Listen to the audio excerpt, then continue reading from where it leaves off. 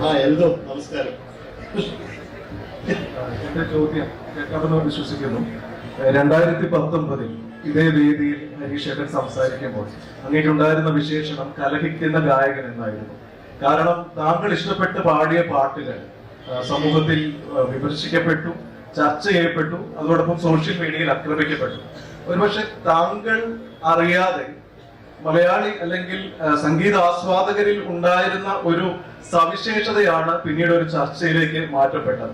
കാരണം സംഗീത ആസ്വാദനത്തെ കുറിച്ചുള്ള ഒരു തുറന്ന ചർച്ച പിന്നീട് പലയിടങ്ങളിലും ഉണ്ടായി.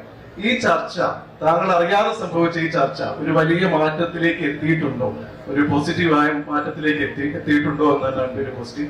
ഒരു ക്വസ്റ്റ്യൻ, കോവിഡിന് മുന്നേ വരെ നമ്മളൊരു സ്റ്റേജ് ഷോ നടക്കുമ്പോൾ കൊടുത്തിരുന്നത് 500 രൂപയോ 800 രൂപയായിരുന്നു ഒരു പ്രീമിയം ടിക്കറ്റ്, അല്ലെങ്കിൽ ഫ്രീ ടിക്കറ്റ് അന്വേഷിച്ച് പോകുന്ന ഒരു ശീലം ഉണ്ടായിരുന്നു. താങ്കൾ തന്നെ അതിനെക്കുറിച്ച് സംസാരിച്ചിട്ടുണ്ട്.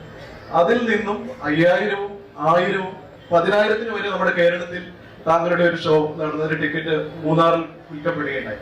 അതെല്ലാം ഒരാഴ്ചകൾക്ക് മുന്നേ തന്നെ ടിക്കറ്റ് ക്ലോസ് ആവുന്ന, പിന്നീട് ഓപ്പൺ ആയിരുന്നില്ല. അപ്പോൾ ഈ കോവിഡ് കാലം സംഗീത ആസ്വാദനത്തിൽ ആസ്വദിക്കുന്നവരിൽ എന്തെങ്കിലും മാറ്റങ്ങൾ, പ്രകടമായ മാറ്റങ്ങൾ ഉണ്ടാക്കിയെന്ന് താങ്കൾ സ്റ്റേജുകളിലും മറ്റും പാടുമ്പോൾ അല്ലെങ്കിൽ സംസാരിക്കുമ്പോൾ തോന്നിയിട്ടുണ്ട്?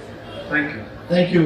എൽദോ എന്റെ അടുത്ത സുഹൃത്താണ്, ഒരുപാട് വർഷത്തെ പരിചയമുണ്ട് എൽദോമായിട്ട്. അദ്ദേഹം ചോദിക്കുന്ന ചോദ്യങ്ങൾക്കും അതിന്റെ ഒരു ടോണാലിറ്റി ഉണ്ടാകും. അപ്പോ thank you Eldho, thanks for asking. അപ്പോ ആദ്യത്തെ ചോദ്യത്തിന്റെ മറുപടി, ഞാൻ ഈ പാട്ടുകളും ഈ പാട്ടെന്ന് പറഞ്ഞാൽ പ്രത്യേകിച്ച് ഈ കവർ സോങ്സ് ആണ് ഉദ്ദേശിക്കുന്നതെന്ന് പറയുന്നു. അതൊരു ചർച്ചയ്ക്ക് വഴി തെളിച്ചിട്ടുണ്ടെന്നാണ് എന്റെ വിശ്വാസം. ഒരു പരിധി വരെ ഈ പാട്ടുകളൊക്കെ വീണ്ടും ചർച്ചയ്ക്കെടുത്ത ആൾക്കാർ സംസാരിക്കാനൊക്കെ തുടങ്ങി എന്നുള്ള സത്യമാണ്. പിന്നെ അതിൽ നിന്ന് ഞാൻ മെയിനായിട്ട് റിയലൈസ് ചെയ്തതെന്ന് പറഞ്ഞു കഴിഞ്ഞാല്, ഓപ്പൺ മൈൻഡ് ആയിട്ടുള്ള ഒരുപാട് ആളുകൾ ഈ ചർച്ചകളിൽ നിന്ന് പോസിറ്റീവായിട്ട് എന്തെങ്കിലും ഒരു ഔട്ട്കം സീക്ക് ചെയ്യാൻ തുടങ്ങിയിട്ടുണ്ട്. വേറെ പിന്നെ കുറച്ച് പേരുണ്ടല്ലോ, നമുക്കൊരു പൊസിഷൻ മാത്രം എടുത്ത് അതിൽ നിന്ന് മാത്രം ആർഗ്യൂ ചെയ്യുന്ന ഒരു പറ്റം ആളുകളിലേക്ക് നമുക്കൊന്നും പറയാൻ പറ്റില്ല. അതൊരു റിഫ്ലക്റ്റീവ് സർഫസ് എന്ന് പറയുന്നത്. നമ്മൾ എന്തെങ്കിലും എറിഞ്ഞാൽ തിരിച്ചു വരുന്ന സർഫസിലേക്ക് നമ്മൾ ഒന്നും എറിഞ്ഞിട്ട് കാര്യമില്ല. എന്തെങ്കിലും അബ്സോർബ് ചെയ്യുന്ന സർഫസിലേക്ക് എന്തെങ്കിലും കൊടുത്തിട്ടേ കാര്യമുള്ളൂ. അങ്ങനെയുള്ളവർക്ക് ഈ ചർച്ചകൾ കൊണ്ട്, അല്ലെങ്കിൽ ഈ വെർഷൻസ്, എന്റെ മാത്രമല്ല പലരും ഉണ്ട്. ജോബ് കുര്യൻ എന്നെക്കാളും മുമ്പ് ഇങ്ങനത്തെ പാട്ടുകൾ ചെയ്തു തുടങ്ങിയ ആളാണ്. അപ്പൊ അദ്ദേഹത്തിന്റെ പാട്ടുകൾ ചർച്ചയ്ക്ക് എടുക്കപ്പെട്ടിട്ടുണ്ട്. അപ്പോ അത് ചോദ്യത്തിന് മുമ്പ് ഞാൻ അതിന് ചെറിയൊരു ഭാഗം ആയി മാറിയിട്ടുണ്ട്. രണ്ടാമത്തേത്, ടിക്കറ്റ് എടുത്ത് പ്രോഗ്രാം കാണുക എന്നുള്ളത്. ടിക്കറ്റ് എടുത്ത് പ്രോഗ്രാം കണ്ടില്ലെങ്കിൽ ആർട്ടിസ്റ്റുകൾ വഴിയാധാരമായി പോകും എന്നുള്ളത് കൊണ്ട് ടിക്കറ്റ് എടുത്ത് വേറെ പരിപാടികൾ കാണണം. ഫ്രീ ടിക്കറ്റ് ചോദിക്കാതിരിക്കുക. ഫ്രീ ടിക്കറ്റുള്ള പ്രോഗ്രാമിന് പോകാം. അതിന് വേറെ സ്പോൺസർഷിപ്പ് ഒക്കെ സപ്പോർട്ട് ചെയ്യുന്ന പ്രോഗ്രാമിന് പോകും. പക്ഷെ വിനോദമില്ല. അപ്പൊ അത് വേറെ രീതിക്ക് ആർട്ടിസ്റ്റിന് പൈസ കിട്ടുന്നുണ്ട്. ഞങ്ങളൊക്കെ, നിങ്ങൾ തന്നെ പോകുന്ന റേഷൻ കടയിൽ തന്നെയാണ് ഞങ്ങൾ പോകുന്നത്.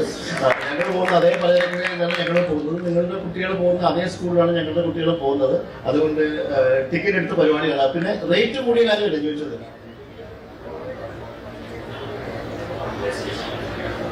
ഞാൻ പറയാം. അത് എൽദോ ഈ പറഞ്ഞ പോലെ ഈ കലാരംഗം എന്ന് പറയുന്നത് ഒരു വളരെ സ്പൈക്കി ആയിട്ടുള്ള കാര്യമാണ്. ഇന്നിപ്പം മൂന്നാറിലൊരു പരിപാടിക്ക് ഞാൻ എന്റെ ഒരു പ്രോഗ്രാമിന് 5000 or 7000 രൂപയുടെ ടിക്കറ്റ് എടുത്ത ആളുകൾ വന്നു. പക്ഷെ അതൊക്കെ ഒരു ചെരിവാണ്. ഇങ്ങനെ പോയിട്ട് അത് കുത്തനെ താഴെ വീഴും. ഇത് പക്ഷേ അത് കഴിഞ്ഞ് 2 കൊല്ലം കഴിഞ്ഞ് ഞാൻ എന്ന് 7000 പറഞ്ഞു കഴിഞ്ഞാൽ 70 കൊല്ലം തരാം, വേണം ചേട്ടൻ ഫ്രീ ആയിട്ട് പാടിയിട്ട് പോകുമെന്ന് പറയുന്ന സാഹചര്യത്തിലേക്ക് കാര്യങ്ങൾ പോകാൻ വലിയ സമയമൊന്നും എടുക്കില്ല. അപ്പൊ എന്റെ ഒരു കേസിൽ ആത്മാർത്ഥമായിട്ട് നമ്മളുടെ പ്രോഗ്രാമിന് ഒരു വാല്യൂ ഒരു ഓർഗനൈസർ കൽപ്പിച്ച് ആ വിലയ്ക്ക് ടിക്കറ്റ് എടുക്കാൻ ആളുകൾ തയ്യാറുണ്ടെങ്കിൽ ആ വിലയ്ക്ക് ടിക്കറ്റുകൾ പോകും, അല്ലെങ്കിൽ ആ വിലയ്ക്ക് ടിക്കറ്റുകൾ പോകില്ല. അപ്പൊ എന്റെ കേസിൽ ഞാൻ അർഹിക്കുന്ന ശമ്പളം എനിക്ക് കിട്ടണം എന്ന് നിർബന്ധമുള്ള ആളാണ്. ഞാൻ കലാകാരനാണെങ്കിലും എഞ്ചിനീയറാണെങ്കിലും എനിക്ക് കിട്ടേണ്ട പൈസ എനിക്ക് കിട്ടിയിരിക്കണം. ആ പൈസ ഞാൻ ചോദിച്ചു മേടിക്കുക തന്നെ ചെയ്യും. അതിലെനിക്ക് ഒരു തരത്തിലുള്ള ഗിൽറ്റി കോൺഷ്യൻസും ഇല്ല. ഇതെനിക്ക് ദൈവദത്തമായിട്ട് കിട്ടിയതുകൊണ്ട് നിങ്ങൾക്ക് ഫ്രീ ആയിട്ട് തരണമെന്ന് എനിക്ക് ഒരു വിശ്വാസവും ഇല്ല. ഞാൻ നല്ലപോലെ പണിയെടുത്ത് ബുദ്ധിമുട്ടി പ്രാക്ടീസ് ചെയ്ത് പൈസ കൊടുത്ത് പഠിച്ച പണിയായതുകൊണ്ട് പൈസ മേടിച്ചിട്ടേ പാടുള്ളൂ. ഇനി അതുകൊണ്ടുള്ള ഒരു ബുദ്ധിമുട്ട് നമുക്ക് അനുഭവിക്കാനും സഹിക്കാനും തയ്യാറുമാണ്. അപ്പോ ചുരുക്കി പറഞ്ഞാൽ 7000 രൂപയ്ക്ക് ടിക്കറ്റ് അടിക്കാൻ ആൾക്കാരുണ്ടെങ്കിൽ 7000 രൂപയുടെ ടിക്കറ്റിന് പാടും. അത് 70 രൂപയായിട്ട് ചുരുങ്ങിയാൽ 70 രൂപയ്ക്ക് പാടും. പക്ഷെ പൈസ കിട്ടണം. പൈസ കിട്ടാതെ ഈ പരിപാടി ഇറങ്ങില്ല.